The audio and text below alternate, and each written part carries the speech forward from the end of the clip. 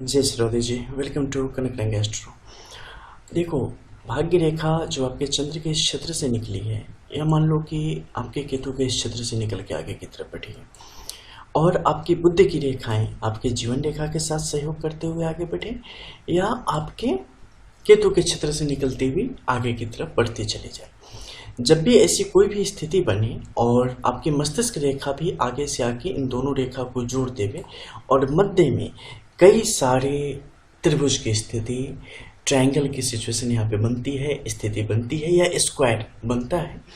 तो ये आपके लिए अत्यंत शुभ होता है। कई मामलों में आप देखेंगे कि भाग्य रेखा भी यहाँ से अगर आपके लिए देखें तो नहीं निकल पाई है, बुध की रेखा भी नहीं निकल पाई है, और आपस में बिना किसी मुख्य रेखा के सहयोग के कोई ट्रायंगल यहाँ पे बन जाता है। तो ऐसी दोनों स्थिति में इसका क्या लाभ है, ये किस तरीके से काम करता है, और हमारे लिए कितना बेहतर या बुरा है। देखो, अगर किसी भाग्य रेखा के सहयोग से, भाग्य रेखा, बुध रेखा, मस्तिष्क रेखा, इन रेखाओं के सहयोग से अगर यहाँ पर कहीं भी ट्रायंगल बना है, तो ये आपके लिए महालक्ष्मी योगों और विपरीत राजयोगों को स्पष्ट तौर पे दर्शाने का काम करता है।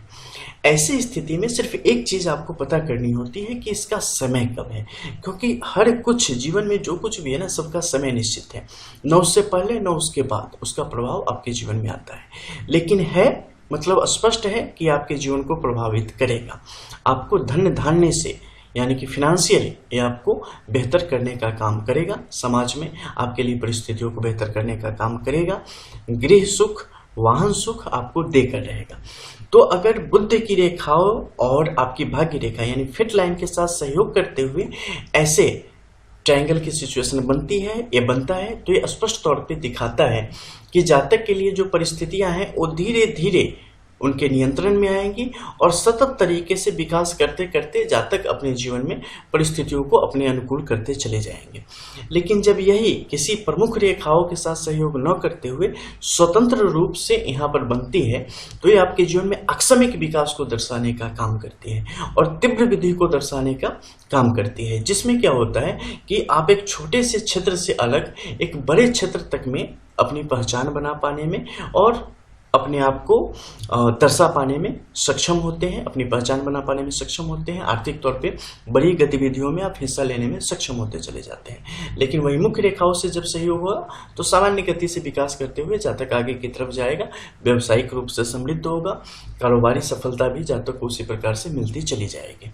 लेकिन इसके अनंतर अगर आगे हम देखें तो इस मध्य के क्षेत्र में अगर किसी भी प्रकार से आपके लिए स्क्वायर की सिचुएशन बनती है, कोई यहाँ पर सिंबल आता है, तो ये आपके पक्ष में चलता चला जाता है और इसका भी जातक के जीवन में आर्थिक तौर पे बेहतर लाभ प्राप्त होता है। खासकर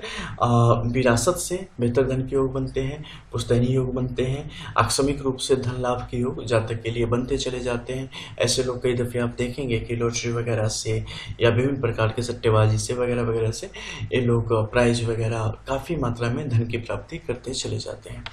ऐसे जो खास सिंबल है ये आप हथेली में कई जगह देखेंगे, तो जहां पे भी अवस्थित रहेगा उस पर्वत क्षेत्र की जो स्थिति होगी ना और उसका जो तरीका होगा, उसका जो चाल चलन होगा, उसी के अनुरूप आपके जीवन में उसका प्रभाव देखने को मिलता है। अब जैसे कि यहाँ पर ये राहु के क्षेत्र में है, तो राहु की फितरत क्या है, बहुत तेजी से चीज़ों को